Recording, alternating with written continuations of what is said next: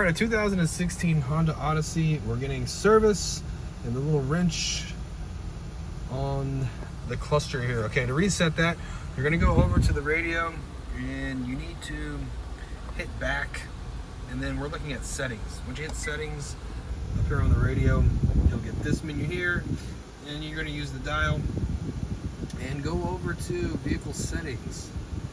Hit enter, scroll down until you see maintenance. I went a little bit too far, sorry. Too far, too fast. Maintenance reset, hit OK. Engine oil, we're gonna reset that. Tire rotation, we're gonna reset that. Now it wants us to press down, okay? On the knob here, go down, all right? So when we put down, it gives us the reset. Yes.